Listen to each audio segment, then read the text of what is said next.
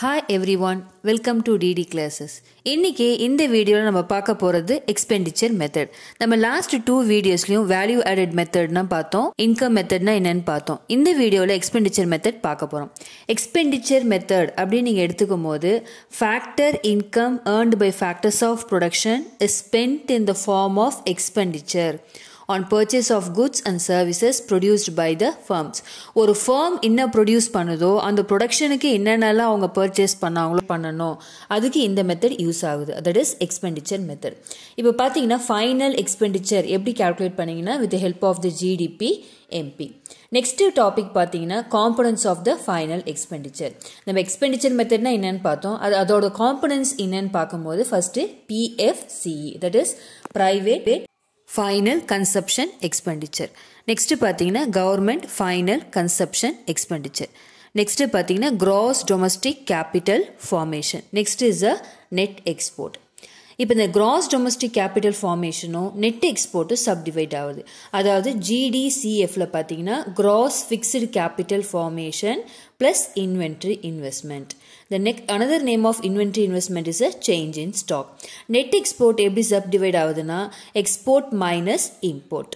இந்த காம்பனன்ட்ஸை வச்சு ஃபார்முலா வந்து நம்ம எழுதணும். ஃபர்ஸ்ட் வந்து நேஷனல் இன்கம்ல பார்த்தீங்கன்னா ஜிடிபி எம்பி, அதாவது final expenditure minus depreciation minus NIT plus NFIA, net factor income from abroad. இப்போ ஜிடிபி எப்படி ஃபைண்ட் அவுட் பண்ணோம்? What are the components?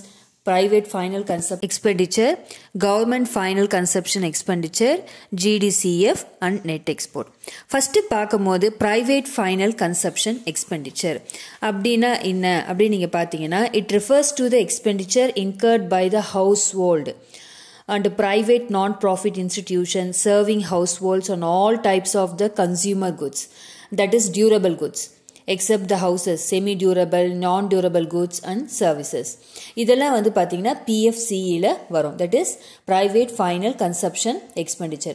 அப்போ household firm consumption expenditure plus private non-profit institution serving household function consumption expenditure இதெல்லாம் PFCEல include ஆகுது. அது மட்டும் include பண்ணாம normal residents whether in the domestic territory or abroad.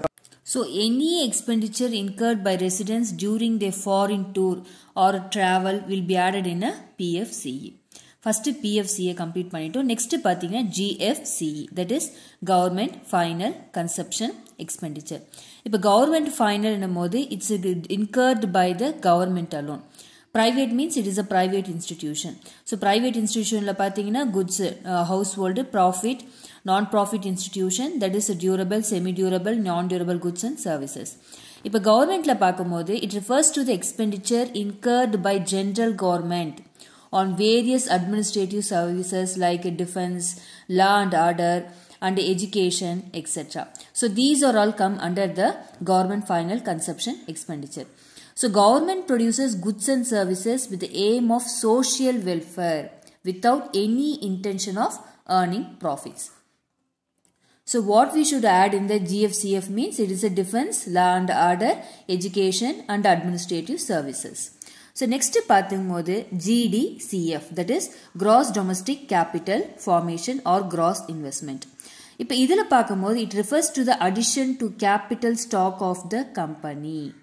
Already என்ன இருக்குதோ அதை அடிஷன் பண்ணி capital stock to the company கொடுப்பாங்க. அதாவது expenditure incurred on acquiring goods for investment பண்ண நம்ம என்னென்னலாம் பண்ணுறோமோ அந்த ப்ரொடக்ஷன் யூனிட்ஸ் அதுவும் டொமஸ்டிக் டெரிட்டரிக்குள்ளே இருக்கணும்.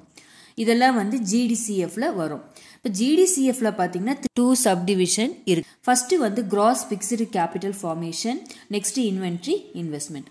ஸோ கிராஸ் ஃபிக்ஸ்டு கேபிட்டல் ஃபார்மேஷனில் பார்க்கும்போது 3 எலிமெண்ட்ஸ் இருக்கு, அதாவது 3 sub categories is there. One is gross business fixed investment, gross residential construction investment, gross public investment. இப்போ gross business fixed investment நீங்க பார்க்கும்போது purchase of new plants, machinery and equipments. Next பார்த்தீங்கன்னா gross residential construction investment. So it includes the expenditure on purchase or construction of new houses by the household. நம்ம என்னென்ன expenditure பண்ணுறோம் எதில் பார்த்தீங்கன்னா கன்ஸ்ட்ரக்ஷனும் purchase of new houses by the household, the public and the peoples. So fixed investment பார்க்கும்போது ஒரு புது மிஷினரியோ equipmentsோ பிளான்ஸோ வாங்குறது fixed investmentல வரும். Residential construction investmentல வரது வந்து புது வீடு வாங்குறதுல வரும். Next பாத்தீங்கன்னா gross public investment. Public investment என்னமோ so it includes the expenditure on construction of flyover, roads, bridges, etc. by the government. அப்ப GDCF ல வந்து 3 subcategories இருக்கு. GFCF and inventory investment. In GFCF ல வந்து 3 subcategories இருக்கு. That is gross business fixed investment, gross residential construction investment, gross public investment. Next பாத்தீங்கன்னா inventory investment, that is change in stock. இப்போ inventory investmentல பாத்தீங்கன்னா it refers to the physical change in the stock of raw material, semi-finished goods and semi-finished goods and finished goods lying with the producer. So it is included as an investment item because it represents the goods produced but not used for the current consumption. So it is calculate the difference between the closing stock and the opening stock of the year. So இங்க பாத்தீங்கன்னா inventory investmentல பாத்தீங்கன்னா எவ்வளவு closing stock இருக்கு எவ்வளவு opening stock இருக்கு அந்த இயர்க்குள்ள finished goods எவ்வளவு இருக்கு semi finished goods எவ்வளவு இருக்கு it's lying with the producer. So these are also included in a investment item because it represents the goods produced. Okay, so next பாத்தீங்கன்னா inventory investment அப்புறம் net export, that is X minus M. X is the export, M is the import.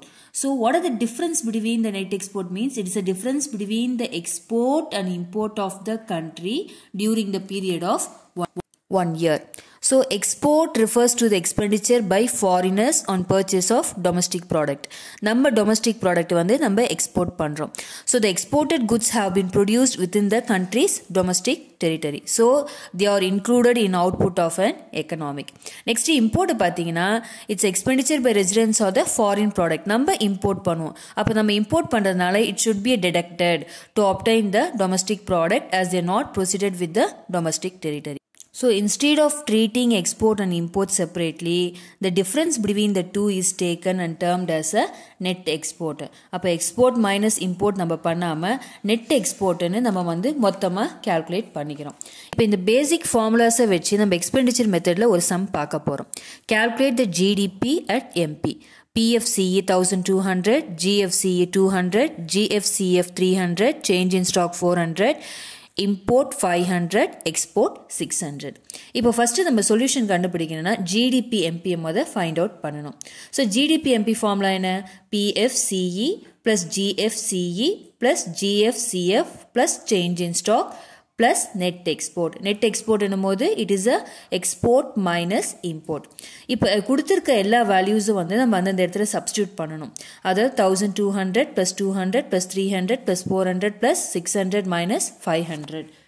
So ஃபைனலாக 2200 crores கிடைச்சிது. So இந்த வீடியோவில் நீங்கள் expenditure method அப்படின்னா என்னன்னு தெரிஞ்சிருப்பீங்க. நெக்ஸ்ட் வீடியோ இன்னும் ஒரு இன்ட்ரெஸ்டிங்கான டாபிக் பார்க்கலாம். தேங்க்யூ ஃபார் வாட்சிங்.